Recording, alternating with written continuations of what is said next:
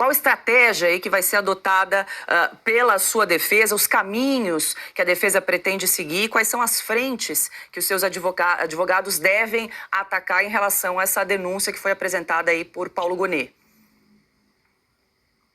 Olha, o Paulo Gonet, com todo respeito, conseguiu tornar a história mais fantasiosa ainda do que a própria Polícia Federal. Até eu vejo, a gente sabe da imprensa, tem 4 manchetes da Folha de São Paulo, da Folha UOL, que são favoráveis a mim no mesmo dia. Não é que a Folha mudou de opinião. A Folha, a imprensa como um todo, salvo algumas exceções, agora não tem como não falar a verdade. É muito abuso em cima desse fato. E eu sempre digo, né? Parece que algo pessoal do senhor ministro contra a minha pessoa. Como é que tudo isso começou, né? Segundo a Polícia Federal. Começou em 21, eu atacando o sistema eleitoral para desacreditá-lo para o golpe. Então, é um crime continuado, que segundo a PF começou em 21. Então, quer dizer, a PF, para ter um pouco de coerência desse crime continuado, tem que voltar para 2012. Lá eu comecei, efetivamente, a lutar por voto impresso dentro da Câmara dos Deputados. Nos anos 15 e 16, nós aqui aprovamos, o relator era o Rodrigo Maia, depois foi ser presidente da Câmara, eu aprovei uma emenda nossa para que tivéssemos o voto impresso. Bem, a senhora Dilma Rousseff vetou, voltou para a Câmara, por quase 500 votos, nós derrubamos o veto. Até a esquerda votou para derrubar o veto. E daí começou o TSE, então, a se preparar para implementar o voto impresso. Naquela época era presidente do TSE o ministro Fux. Ele me convidou, fui no TSE conversar com ele. E ele falou para mim que, por ocasião das eleições futuras, né, daria para atender apenas 5% das urnas, dada a complexidade e também recurso. Tudo bem. Daqui a outra eleição, dá para chegar próximo a 100%. E assim foi feito. Até que, de repente, o Supremo Tribunal Federal, por 8-3, disse que o voto impresso, né, era inconstitucional. E deixo claro, ninguém ia botar a mão no papel. A pessoa votava eletronicamente, como é hoje, aparecia na tela o nome dos seus candidatos, apertava um botão, a máquina imprimia, ele conferia no papel está certo, apertava outro botão, o papel caía numa urna. Não tinha contato manual, sem problema nenhum. Como é hoje em dia na Venezuela, como é hoje em dia no Paraguai. Bem, aí então a gente fica preocupado, não é? Por que inconstitucional? Então não tem uma explicação razoável. Até porque esse tipo de votação, alguns países, como a Alemanha, não topou na época o voto eletrônico simples, que não tinha como o povo participar da contagem. E lá foi feito outro método. Ninguém queria o voto em papel como antigamente. Essa urna de terceira geração que estava sendo previsto aí. Então essa preocupação sempre continua. E ela cresceu por ocasião das minhas eleições em 2018. Quando acabaram as eleições de 2018, final de outubro, chegou no TSE um papel, né, relatando fraude na minha eleição. Bem, se houvesse fraude me favorecendo, eu não tomaria posse e tomaria posse o Haddad.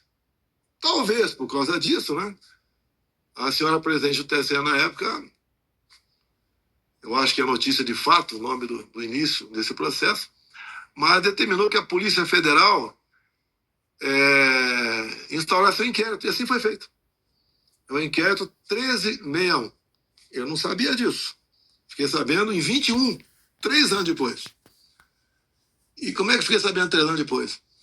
Quando a deputada Bia Kiss, autora de uma PEC do voto impresso, ela conseguiu, né, fazer com que fosse instaurada uma comissão especial para analisar a questão do voto impresso. Então, num dado momento lá, estava lá o deputado Felipe Barros, nessa comissão, ele era o relator, e alguém falou para ele desse inquérito 1361. E eles, então, votaram por unanimidade, conseguiram a cópia do inquérito 1361, que foi fornecido pela Polícia Federal, cópias foram distribuídas para os parlamentares e para mim também. que era um inquérito ostensivo, não tinha nenhuma classificação sigilosa. E ali começamos a analisar, até que, ato contínuo, o senhor ministro Edson Fachin fez a reunião com embaixadores. Deixo claro que tratar com embaixadores é uma política privativa do presidente da República, não é de mais ninguém. Eu vi aquilo e 2 meses depois fiz a minha reunião com embaixadores, onde mostrei esse inquérito. Bem, no dia seguinte, esse inquérito foi classificado como confidencial, ou seja, secreto. A partir daquele momento, ninguém podia mais falar sobre esse inquérito, sobre pena de crime, né? Se for autoridade, crime de responsabilidade.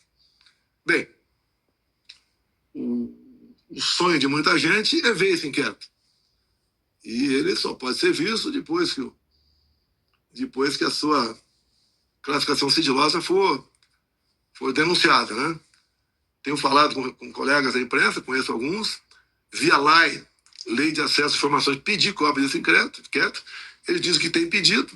Vários parlamentares oficiaram o TSE para obter cópia desse inquérito. Por enquanto, ele continua parado lá. O que eu entendo? Já que eu não posso falar do teor do inquérito, porque é crime, porque ele é confidencial. Então, não vou falar, não vou cometer um crime sobre esse fato.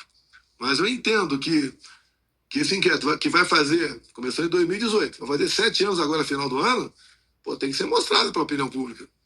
Ver o que tem lá. Acho que todo mundo está curioso para saber o que tem lá. Eu não estou curioso, porque eu sei o que tem, mas só posso falar, repito, depois que levantaram o sigilo dentro. Então, essa confusão toda é em cima do inquérito, segundo a PF, dizendo que eu sou golpista, começou em 21. Então, eu lembro a PF, não começou em 21, começou em 12.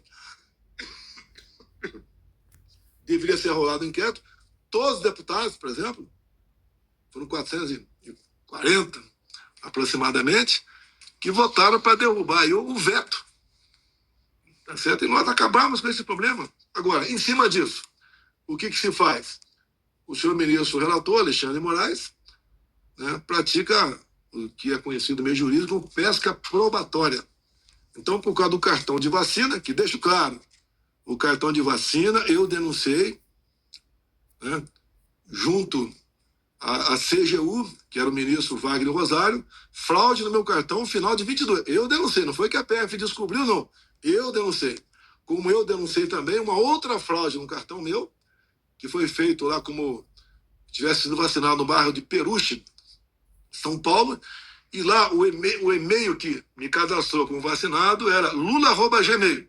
Esse a PF não quis apurar. Esse outro apurou, porque nós determinamos que fosse apurado lá atrás. Tá? Então, o que falta, então? É transparência. Agora, via pesca probatória, deve ter aí o prezado Augusto Nunes, aí, algum jurista aí com você aí, né? Falar um pouquinho se isso é permitido ou não no Brasil. Em cima da pesca probatória, daí no telefone do CID, que eu sempre chamava de Muro das Lamentações. Todo mundo ligava para ele, mandava zap, e ele falava, não tenho como dar vazão, porque esse telefone aqui virou telefone público. Todo mundo que quer se aproximar do presidente, tem uma sugestão, quer falar um negócio qualquer, quer denunciar, usa esse telefone. E ele, pelo que me consta, nunca trocou o telefone.